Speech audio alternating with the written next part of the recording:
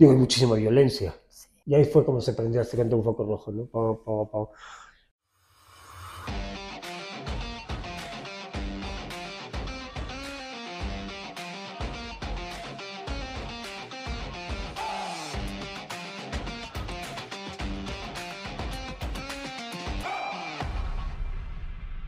Bueno, estamos aquí con Jorge Cueto, CEO y fundador de Prison Art.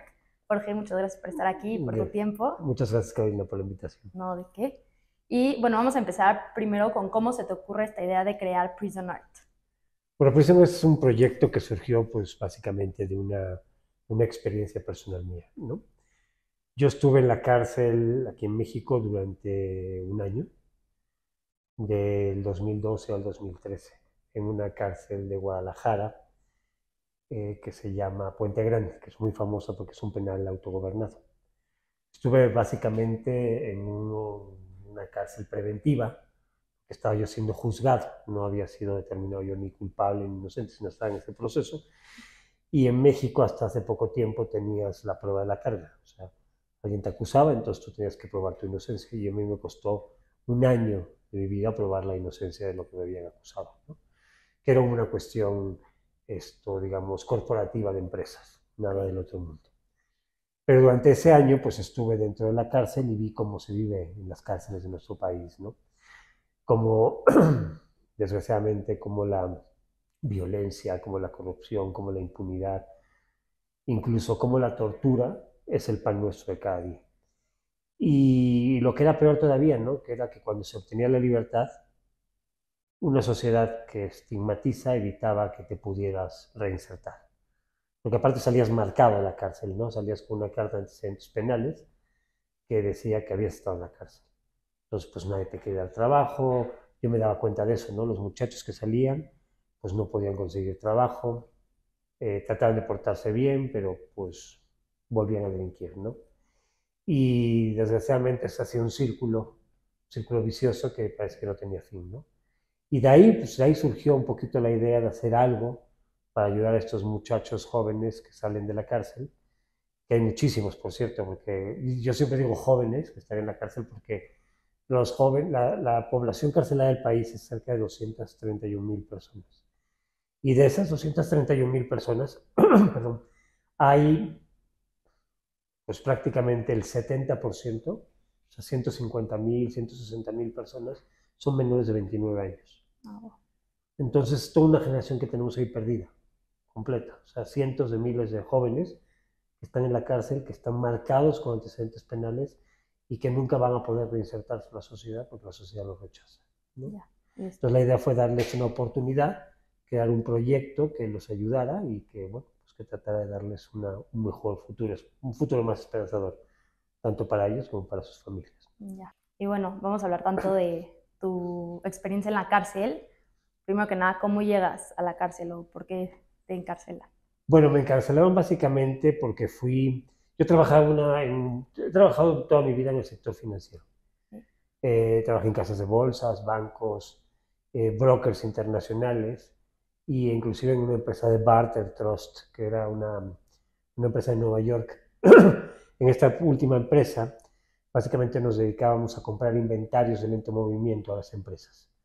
O sea, todo aquello que las grandes empresas, que los grandes corporativos mexicanos o las empresas transnacionales habían fabricado y no podían deshacerse de ello fácilmente, entonces nosotros se lo comprábamos. Y en vez de comprárselo al precio de remate, se lo pagábamos a un mejor precio, pero había un mecanismo que era un mecanismo de intercambio.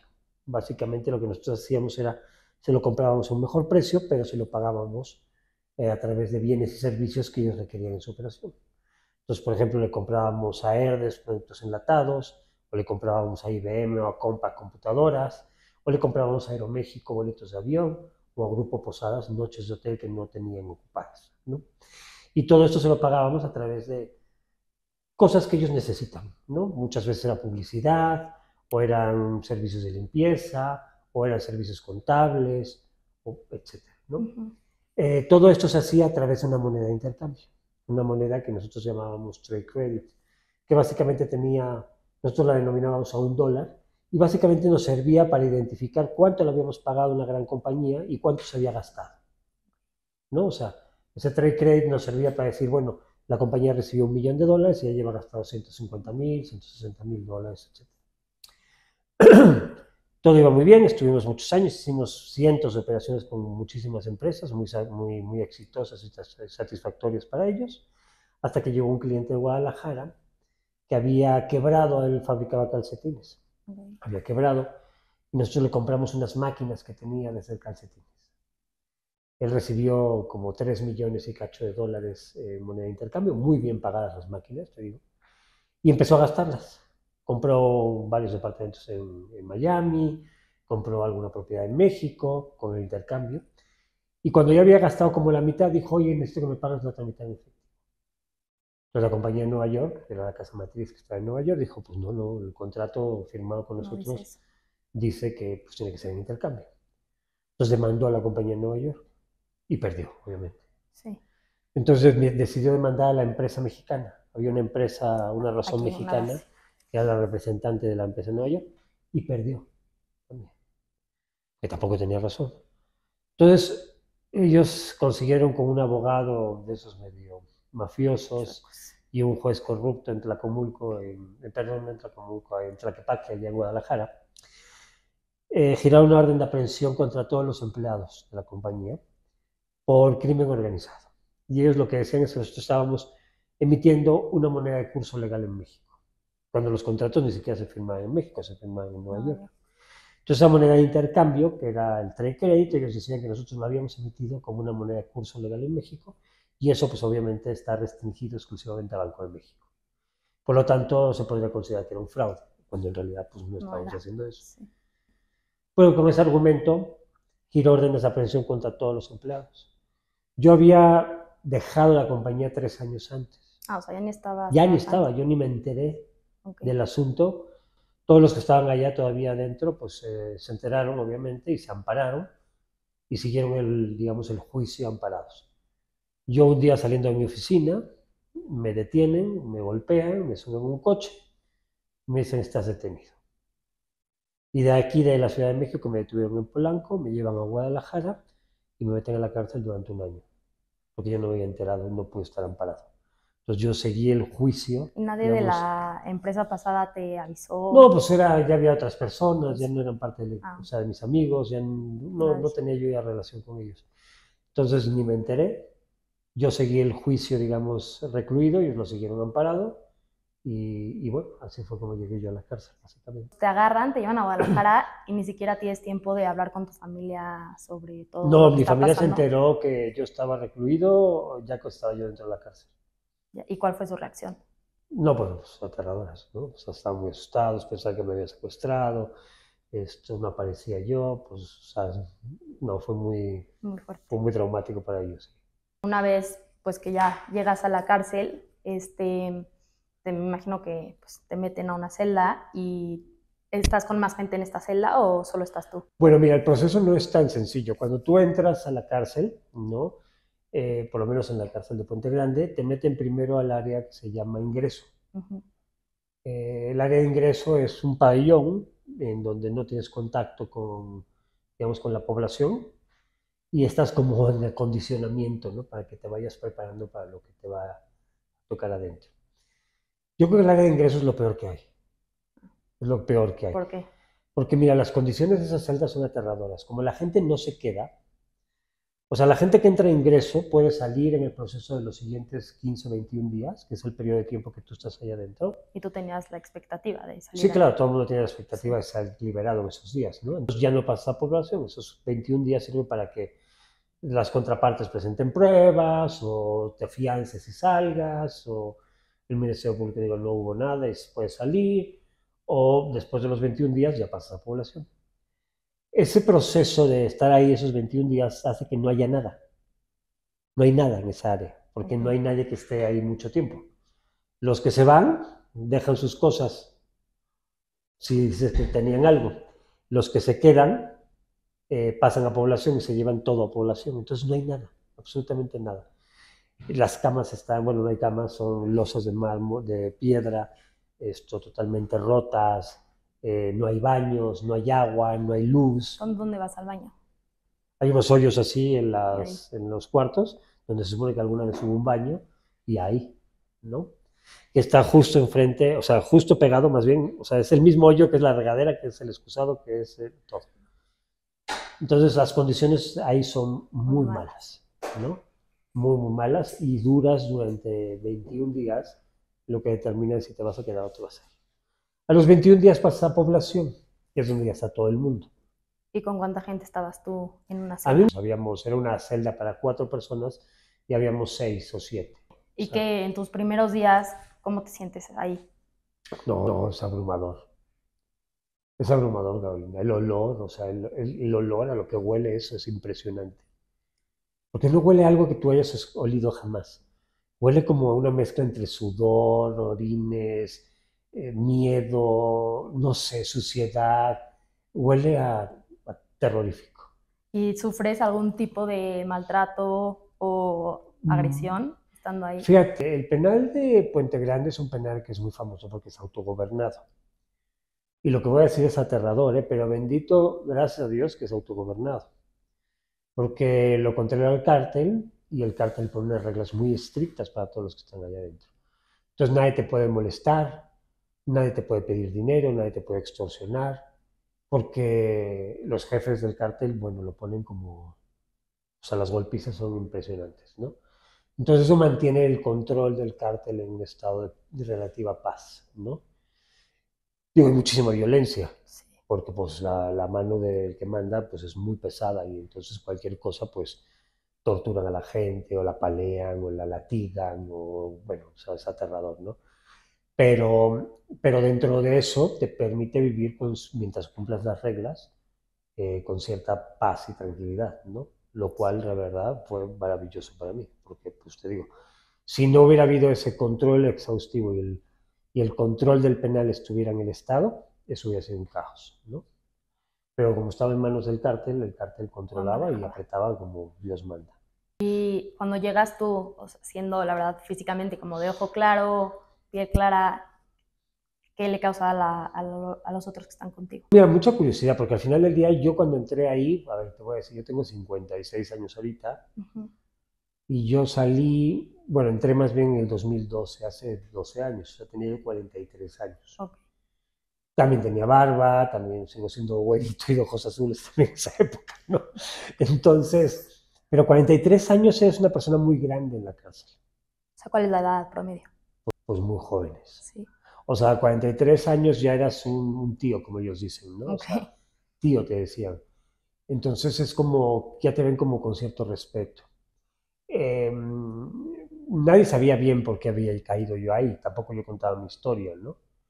Entonces, pues siempre había como un halo de misterio. Yo, por ejemplo, cuando entras a la cárcel te piden que hagas un CARDEX. El CARDEX es que pongas a las personas que quieres que puedan entrar a visitarte. O sea, no puede entrar a la cárcel cualquiera a visitarte. Tiene que tener una autorización de la persona privada de la Especial. libertad. Entonces, si la persona privada de la libertad no te puso tu nombre, pues tú que quieras entrar a verme no vas a poder entrar. ¿Ok?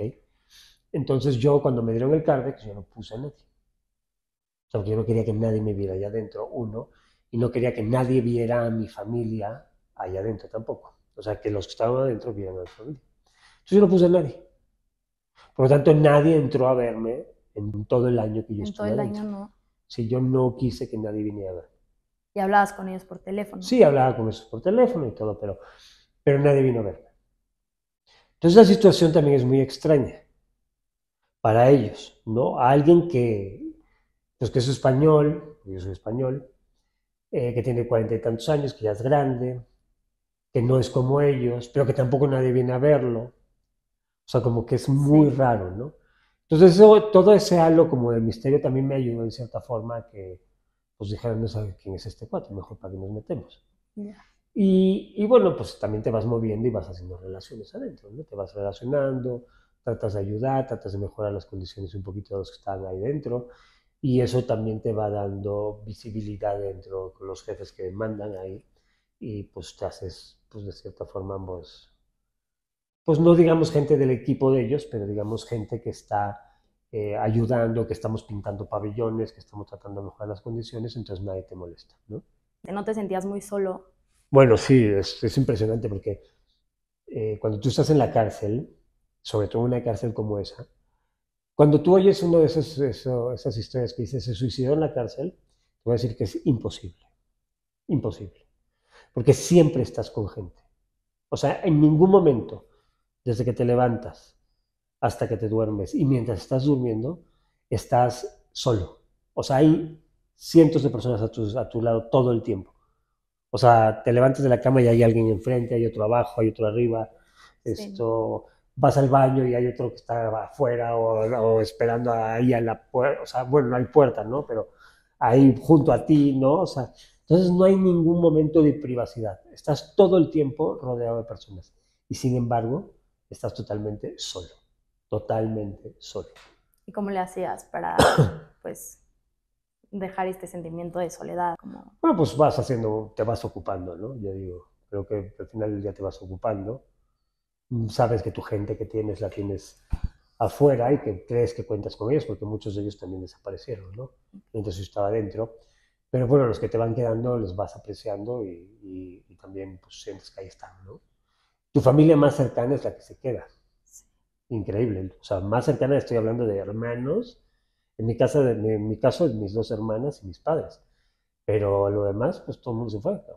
Todo el mundo, o sea, tus amigos, tus conocidos, Muchos de mis amigos nunca, no me tomaban ni la llamada, imagínate.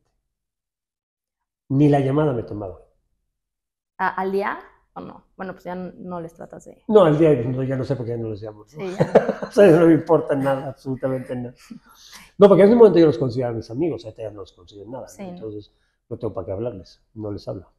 Yo Y, solamente hablo a las gentes que considero que son mis amigos, sí. ¿no? ¿Y cómo te ocupabas estando en la cárcel?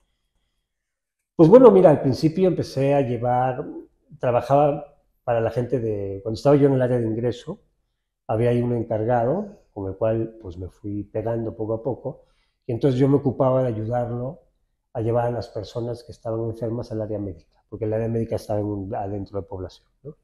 Entonces yo me encargaba, todas las mañanas los llevaba, esperaba, los traía, después llevaba en la tarde otra vez, o sea, lo mismo, ¿no? Y después me encargaba de ciertas actividades de organizar la limpieza del módulo, tal, hasta que me pasaron a población. Ya cuando me pasaron a población, pues ya me quedé sin esa chamba, ¿no? Que tenía. Sí. Entonces, pues empecé a ver qué hacía, qué hacía, qué hacía, y empezó a surgir el proyecto de Prisoner poco a poco, ¿no? ¿Cómo empieza esta idea? El proyecto de Prisoner empezó porque, fíjate, yo en ese tiempo tenía yo una fábrica de pinturas. Sí. Entre los negocios que yo tenía una fábrica que hacíamos pintura. Entonces yo conseguí convencer a uno de los jefes que mandaba ahí adentro que empezáramos a pintar los módulos, ¿no? Entonces yo traía la pintura, donaba yo la pintura, comprábamos brochas y el señor este pues sacaba a la gente de las celdas y los ponía, los obligaba a pintar, ¿no? Pero bueno, así fuimos arreglando poco a poco el penal. Y entonces como que estaban muy agradecidos conmigo y me decían, ¿qué es lo que usted quiere? Y yo decía, no, pues yo no necesito nada, yo estoy bien, no necesito nada, yo tratando de, pues, para nada, ¿no? Entonces un día se me ocurrió y dije, pues sí, necesitaría una mesa aquí, estaría padre tener una mesa fuera de la celda, porque como te decía, los módulos tienen 3 pisos, pero el piso hasta abajo donde yo estaba, abrías la puerta y daba justo al patio. Entonces teníamos posibilidades de poner ahí algo, ¿no? Entonces le dije, pues permiso para poner una mesa. ¿Qué mesa quiere? Pues no, pondré una mesita pequeña de 4 personas. Ok, tiene permiso concedido. Va. A las 2 horas me trajeron comprada en Costco, que lo compraron ellos, una mesa de esas blancas redondas con 4 sillas. Me la regalaron, ¿no? Comprada, nueva. Entonces dije, pues qué padre, ¿no? Entonces esa mesa nos servía muchísimo, pues para comer, para jugar, para hacer artesanías, porque mucha gente se sentaba ahí de otras celdas a hacer artesanías, así, ¿no? Y ahí fue cuando surgió, ahí fue donde surgió Prison Art, precisamente en esa mesita. Y surgió de 2 formas, fíjate. La primera, me acuerdo que estábamos comiendo y, y estaba yo, perdón que lo diga yo primero, pero para que se entienda, ¿no? Estaba sentado yo, junto a mí había un muchacho que estaba por salir libre, chavo, que se le decía el perrito, y después había un narcotraficante, un secuestrador y un cuate que hacía guachicol. ¿no? O sea, así estábamos Sí, los de cinco todo. sentados, ¿no? Entonces el perrito estaba diciendo, no, es que me voy libre y tal, pero patrón, porque me decían patrón o tío, ¿no? Pero tío, es que yo quiero ir a trabajar, porque ya no quiero volver a caer aquí, he caído ya 3 veces, y la verdad es que ya no estoy cansado, ya no quiero, pero ¿quién me va a dar chamba? Y dice el narcotraficante, ah, yo te doy chamba, háblale a mi compadre en el pueblo, y él te va a dar chamba. Y ahí fue como se prendió este un foco rojo, ¿no? Porque el perrito, pues era un malandro, vamos a decirlo así, ¿no? Era un chavo sin familia, sin educación, nunca había estudiado nada, pero era bueno, o sea, era un chavo bueno. Bueno, ¿Qué hacía? Pues se drogaba y con la droga pues necesitaba comprar más droga, entonces pues andaba jalando cadenas y andaba robando celulares y había caído 3 o 4 veces a la cárcel. Pero en serio, o sea, le faltaba una oportunidad nada más. Y dije, Madre Santísima, si el Tachi, que era el otro, le va a dar chamba, este cuate en 2 minutos va a ser sicario, narcotraficante. sí, Y ahí es donde surgió la necesidad de hacer algo. así. En ese momento como se prendió, pues te digo, esa alarma y dijo, pues tienes que hacer algo, o sea, se va a llevar el perrito y el perrito se va a morir en 2 meses, 3 meses, ¿no? Y bueno, pues me empecé a pensar qué hacemos, ¿no? Entonces yo dije, pues perrito, vamos a hacer pulseras, ¿no? Y había unas pulseras que se tejían a mano y cosas, y empezamos a hacer como algunas artesanías y tal, pero la verdad es que eran como productos muy, muy chafas, muy malos, ¿no? ¿Y los vendían en la cárcel? Pues yo no los vendía, los guardaba. Ah, Los ok. guardaba, se los pagaba a él, me mandaban dinero, yo los pagaba a él y él, pues, y había otro y otro y así, ¿no? Pero mientras un día estábamos haciendo la misma mesa, como 2 semanas después estábamos haciendo artesanías ahí, y había, en el penal de Puente Grande hay una cuestión que es muy chistosa porque no sé si has oído hablar del piteado. No, no. El piteado es un bordado con hilo de pita. El hilo de pita es una fibra que se obtiene del maguey. Ok. Cuando el maguey lo abres, tiene unas fibras blancas con las cuales se hacen unos como hilos largos, blancos, muy bonitos, con los cuales se borda el cuero. Todo lo que usan los mariachis, todo lo que usan los rancheros, toda esta gente, es bordado con un hilo de pita. Y dime algo, sé que estudiaste actuaría en la náhuac. Sí. ¿Cómo sabes tú, pues, estos datos? Porque lo Ahí, aprendí estando ahí, sí, allá. claro, Ok. lo aprendí allá, ¿no? Yo tampoco tenía ni idea de Sí. qué era la pita, ¿no? Pero para hacer el bordado en pita, que también se hace bordado en plata, en hilo de plata y hilo de oro, Ujú. eh, básicamente lo que se hace es, por ejemplo, si vas a hacer un cinturón, pues compras la piel en baqueta, en color, así como este colorcito, y normalmente en un papel hacen como el dibujo que piensan bordar. Después lo calcan sobre la piel y después con un cúter van cortando para que facilite donde va a entrar la aguja, porque si no es muy dura la piel, ¿no? Van cortando y van haciendo el dibujito. Y ya después bordan, ¿no? Pero el hilo de pita o el hilo de plata es caro, muy caro. Entonces muchas veces el proceso pues lo empiezan, pero no consiguen el dinero para la pita o para la plata y lo dejan así. Y justo había un muchacho en esa mesa que estaba pintándolo con un pincel. O sea, como no le había alcanzado para la pita, dijo, pues voy a pintar. Para quitar. Ujú. Entonces estaba pintándolo con el pincel. Y en la misma mesa del otro lado estaban un chavo y un tatuador que lo estaba tatuando. Entonces dije, oye, pues esto es cuero y él está tatuando la piel. ¿Por qué no probamos? A lo mejor podemos tatuar el cuero. Ya, Y así hicimos salió. la primera prueba. Ya. Y entonces sale la primera prueba y lo sigues Sí, haciendo hicimos como la primera más. prueba y dije, oye, qué padre se ve la textura. Como que se ve muy bonito, no se veía como la pincelada así con la pasta, sino que se veía como muy, no sé, como con mucho tacto, con mucha textura, muy bonito. Entonces fui a comprar una piel y le dije al mismo tatuador, tatúame un fénix. Ahí tengo la bolsa todavía guardada. Entonces me hizo una bolsa mensajera para guardar mis cosas, porque si no te las roban todas allá, ¿no? Ujú. Y me quedó tan bonita que después hice otra, y otra, y otra, y otra, y le dije, y al tatuador le dijo a otro tatuador, y entonces tatuaban dos, y después tres, y después cinco, y después siete, Y y así. después tenía 12 gentes tatuando, y 4 gentes armando, y así. Qué Así padre. empezó. Y entonces, este tatuador sigue contigo, o sea, sigue trabajando contigo Este ahorita. tatuador no, Este ya no. no, este le decían el ruso, y lo trasladaron a un penal en San Luis Potosí y ya no supe más de él. Para que me haces decir, ya no está conmigo. ¿Y hiciste alguna amistad estando en la cárcel Sí, que sigas muchas. manteniendo? Sí, muchos, sí, claro, por supuesto. Y muchos de ellos están trabajando ahorita en Prison Art. Sí, muchos están trabajando con nosotros, claro. Y cómo hoy en día, ya estando fuera de la cárcel y todo, cómo llegas a la gente que está en la cárcel para que pues, te haga este proyecto. Bueno, pues ahorita tenemos varios penales, ¿no? Estos penales han llegado de diferentes formas. Ha habido penales que, como pues, por ejemplo, donde yo estaba, pues es como mi alma mater, ¿no? Siempre lo he dicho que es como mi alma mater y la gente se ríe mucho, pero pues ahí es donde empezó, ¿no?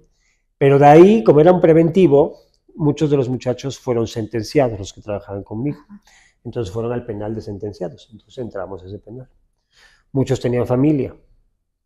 Entonces, esposas que habían cometido también delitos estaban en el femenil, por eso entramos al femenil también. Entonces ya teníamos 3 penales con los cuales empezamos. El siguiente que siguió fue el penal aquí de la Ciudad de México, el Reclusorio Norte. Ahí me habló, alguien vio una entrevista mía y una esposa de uno de los muchachos y me llamó y que por favor fuera a ver al marido y quién sabe cuánto. Lo fuimos a ver, empezamos a trabajar con ellos y hoy en día seguimos trabajando con casi todos estos muchachos. Lo mismo pasó con un muchacho que nos habló del penal de Tulancingo. Fuimos a verlo y empezamos con un grupo allá. De ahí pasamos a Pachuca. Sí, te digo. ¿Y tienes algún límite de personas que puedan estar incluidas en este proyecto? Sí, claro, bueno, es un proyecto que está totalmente autofinanciado, ¿no? Entonces, como no tenemos apoyo del gobierno, ni recibimos donativos, ni nada, entonces según vamos creciendo en nuestro volumen de ventas, vamos aumentando el número de muchachos. No puedo aumentar el número de muchachos si no aumento el número de puntos de venta. Si aumento el número de puntos de venta, aumento el número de muchachos. Tampoco puedo aumentar el número de puntos de venta si no aumento los beneficiarios. De ahí pasamos al femenil de Pachuca, pues ahí hemos ido creciendo, ¿no? Ahorita tenemos penales femeniles, penales masculinos. Y saliendo de la cárcel, ¿qué fue lo primero que hiciste para pues, que Prison Art tomara vuelo? Pues mira, saliendo de la cárcel, hasta ese momento yo había financiado absolutamente todo, con el flujo que yo obtenía de mis negocios. Pero saliendo de la cárcel dije, pues no puedo mantenerlos a todos, o sea, esto es imposible. Entonces dije, pues voy a poner una tienda. Entonces, pues entramos a un concurso de la Ibero y de la barra de abogados que ganamos, que se llamaba Fortalece, y ellos nos constituyeron, digamos, la estructura legal, ¿no? Que fue la empresa, la sociedad civil, etc. Y con eso abrimos una primera tienda, porque ya tenía un chorro de productos, pero no tenía variedad. O sea, tenía casi todos los productos iguales. Entonces fui a Guadalajara, a un taller de bolsos y accesorios, con el cual hoy en día sigo trabajando, y les compré patrones. Para hacer bolsas. Entonces, en vez de cortar la misma bolsa que siempre cortábamos patrones diferentes y los muchachos empezaron a hacer esos patrones. La fábrica empezó a contratar a los muchachos que venían saliendo de la cárcel y empezamos a ensamblar ahí los productos. Y entonces, ya cuando tenía yo varios productos, con cada uno con un tatuaje diferente, pero ya varios modelos, digamos, de bolsas, abrimos la primera tienda en San Miguel de Allende. Y así te empiezas a dar a conocer. Y así empezó la comercialización de los productos. Cuando sales de la cárcel, ¿qué pasa cuando regresas con tu familia? Bueno, pues ya no había familia. Ya no había familia. No, mi esposo ya se había ido. Yo me había casado la primera vez y tuve 3 hijos, después me divorcié y me volví a casar. Cuando regresé, mi esposa ya no quiso saber nada de mí. Ya se había ido desde antes, ¿no? Y se llevó a los 2 niños más chicos, que es una niña y un niño. Yo tengo 4 hombres, 3 hombres de mi primer matrimonio y después una niña y un niño. Se llevó a los 2 niños y es fecha hoy, después de tantos años que todavía no los puedo ver. Y bueno, pues nada, o sea, volví a empezar, ¿no? Pues muy difícil. Fuera de la cárcel es muy complicado, porque, pues te digo, mucha gente no te toma la llamada, mucha gente, muchos familiares, inclusive mis amigos, que eran mis socios, habían desaparecido, se habían vendido las cosas, o sea, terrible, ¿no? Pedías un crédito y no te lo querían dar, o sea, nadie quería, ¿no? Mucha gente no te tomaba el teléfono. Entonces, fíjate, yo tenía que tomar una decisión, ¿no? O sea, o trataba de ocultar que había estado en la cárcel, porque hay mucha gente que yo conozco que ha estado en la cárcel, no en este periodo, digamos, sino antes o después, como que trata de ocultarlo, ¿no? O, o después dije, pues eso no me va a hacer nunca libre, ¿no? La verdad nos va a hacer libres. Entonces dije, pues lo voy a contar a viento, a todo el viento, ¿no? O sea, entonces empecé a contar la historia. Empecé con la primera tienda abierta y dije, pues voy a contar la historia de Prison Art. Voy a preguntar lo que pasó, por qué pasó, cómo fue las... Y fíjate que los medios empezaron a como a interesarse muchísimo. Entonces me empezaron a entrevistar de muchos lados, de muchas revistas, de la televisión. Y fue también como un proceso como de sanación, ¿no? Contarlo. Sí. Y entonces ya la gente pues no podía decir, pues, ay, es que ya no era chisme, ¿no? Si yo lo contaba y lo contaba a nivel nacional, en la televisora, pues ya no era chisme, ya lo estaba contando yo, ¿no? Entonces automáticamente, te digo, se volvió ya, pues ya, o sea, como que ya todo el mundo sabía que había estado en la cárcel, todo el mundo sabía por qué había estado en la cárcel, todo el mundo sabía qué estaba haciendo después de estar en la cárcel y ya pues ya no había nada más que contar, ¿no? Entonces acabó de como esa oscuridad al respecto, ¿no? Hoy en día que ya siendo tan exitoso y Prison Art pues tan conocido, toda esta gente no te trata de buscar otra vez, o pues ya ni sabes. Sí. Ni me interesa, ni los busco, ni nada.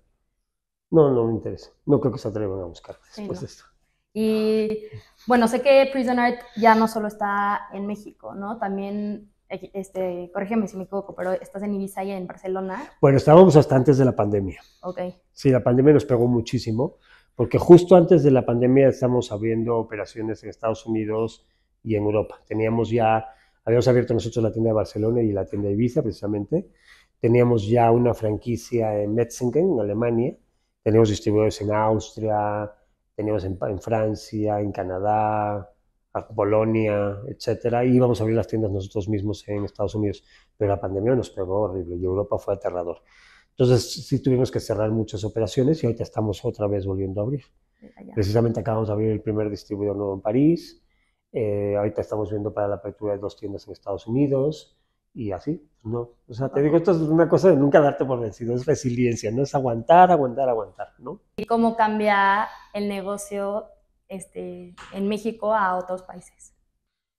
Bueno, pues para empezar el poder adquisitivo, ¿no? Yo creo que el poder adquisitivo, por ejemplo, en Estados Unidos es inmensamente más grande, ¿no?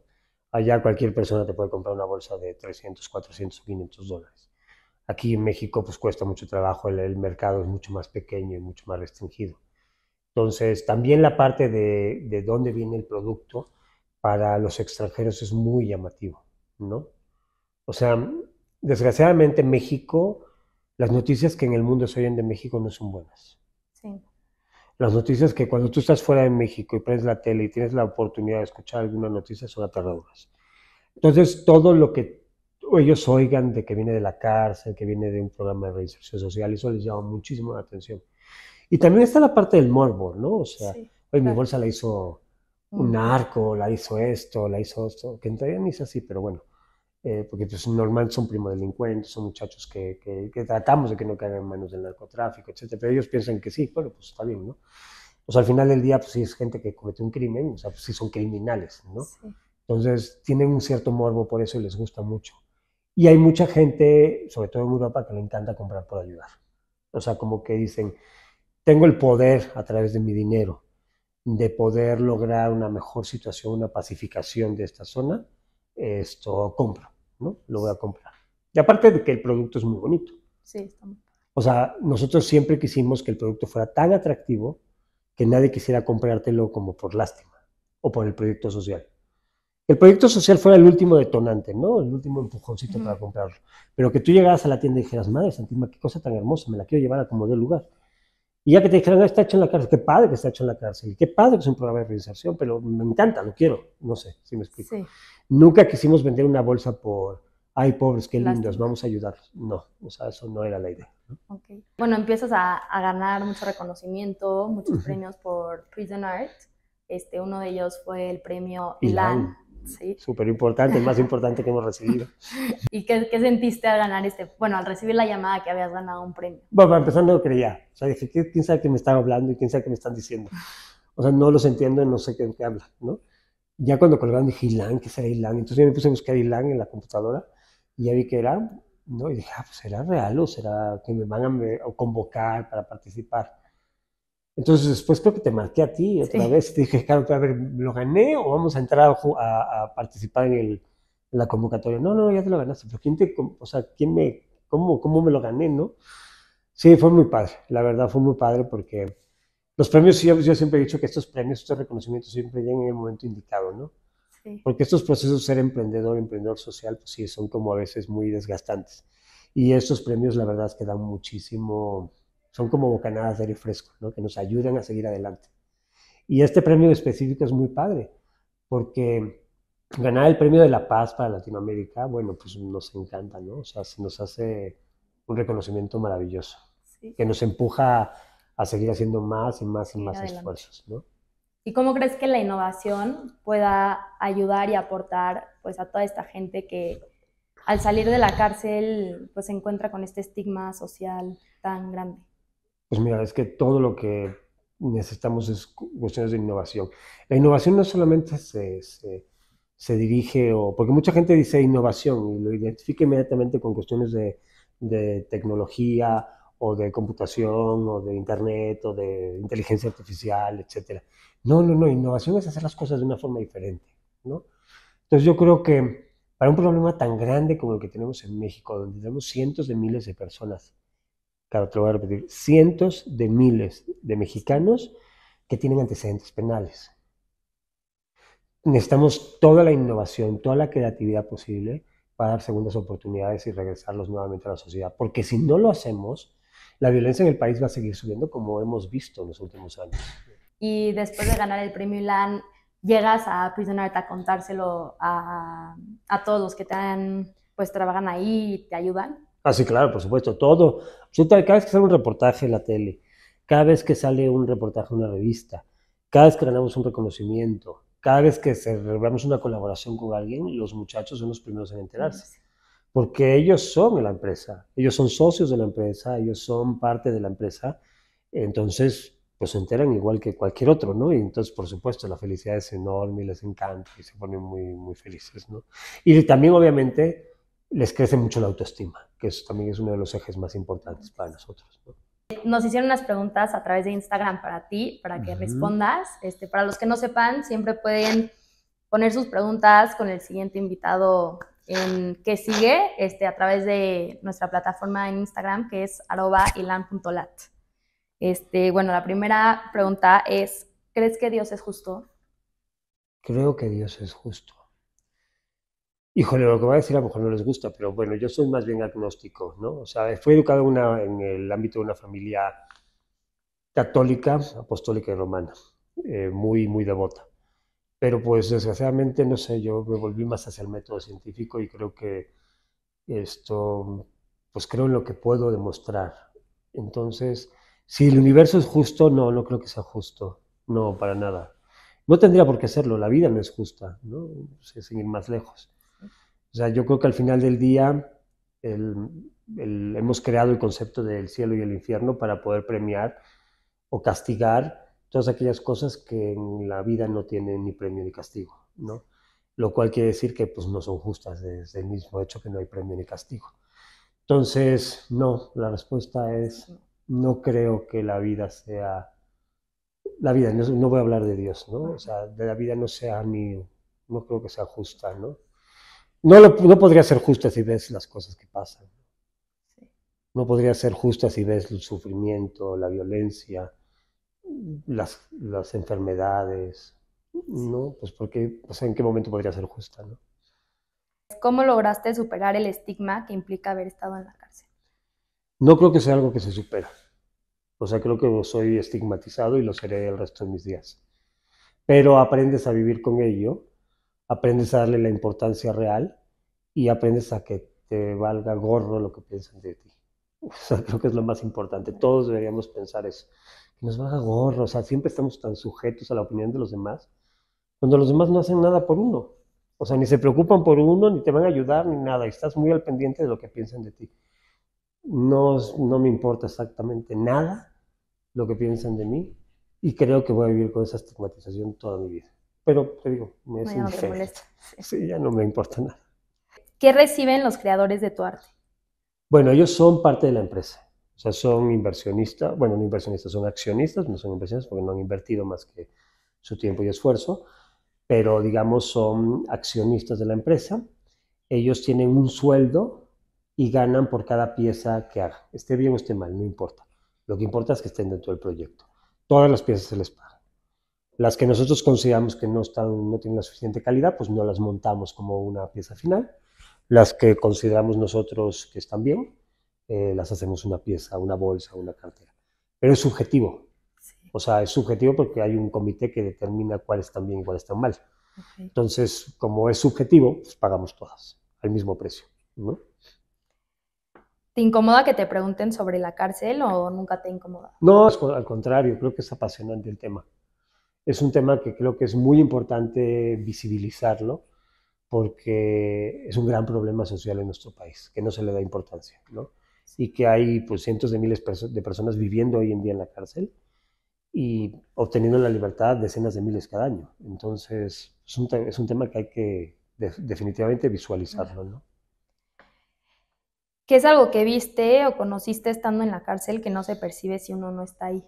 Hay infinidad de cosas, infinidad de cosas. Mucha violencia, mucha más violencia de la que te puedas imaginar. ¿Cuál es el estigma más común de alguien que salió de la cárcel y con cuál es el que más te asocian a ti? La desconfianza. Yo creo que ese es el más importante. O sea, es decir, la sociedad desconfía, sí, naturalmente, de todas las personas que hemos salido de la cárcel.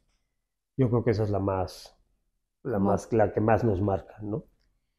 ¿Cómo te cambió la cárcel? O sea, ¿te hizo más fuerte? ¿Cómo te cambió a ti? Pues yo creo que me dio la capacidad de disfrutar las cosas. O sea, no sé, la vida está hecha de cosas pequeñas.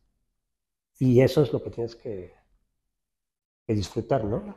Y creo que durante mucho tiempo siempre buscabas nada más ganar más, ganar más, ganar más, tener más dinero, más cosas. Y no eres capaz de disfrutar un paseo con tu perro, por ejemplo. Entonces creo que la cárcel me dio la oportunidad de saber apreciar las cosas que tienes, de vivir con pocas cosas y disfrutarlas. También me enseñó a apreciar realmente a la gente que está con uno, a la gente importante en tu vida y no todos los demás, ¿no? Y en tus redes sociales, ¿cómo te pueden encontrar? Como Prison Art Official, en inglés también. Okay. Buenísimo. Y todo está en inglés porque al final del día estamos buscando que haya o sea, que el producto, que la marca se pueda posicionar a nivel internacional. Entonces esa es la idea y por eso lo hacemos muchas veces en inglés, ¿no? Y bueno, tenemos corners en el San Regis, en el Life Aqua, muchos hoteles, lo pueden ver en la página también. Es prisonart.com. Prison así como en inglés, prisonart.com. Y bueno, para acabar el podcast, la última pregunta sería, ¿qué sigue? ¿Qué sigue para Jorge Cueto? ¿Qué sigue para Prison Art? ¿Qué sigue? Bueno, yo creo que Prison Art tiene una enorme responsabilidad, que es, sabemos nuestras limitantes, ¿no? O sea, con los números que te di hoy en día, sabes que está claro que yo no voy a poder solucionar el problema de la reinserción en México. Pero creo que el reto más importante hoy en día es que nosotros también seamos como agentes de cambio. O sea, que podamos demostrarle a otros emprendedores, a otros empresarios, que si nosotros hemos podido, imagínate, nosotros, o sea, sí, puros expresidiarios, ¿no? Sin dinero, sin conocimiento del tema, sin apoyo, estigmatizados, y hemos logrado hacer lo que hemos hecho, imagínate lo que podrían hacer empresarios grandes o emprendedores si dentro de sus modelos de negocio empezaran a dar segundas oportunidades. Entonces, ahora sí, entre todos podríamos solucionar el problema. Ahora sí, entre todos podríamos generar un mucho mejor México. Sí. Muchas gracias por estar aquí, Jorge. No, gracias, Caro, por tu tiempo. Muchas gracias a ti. Gracias.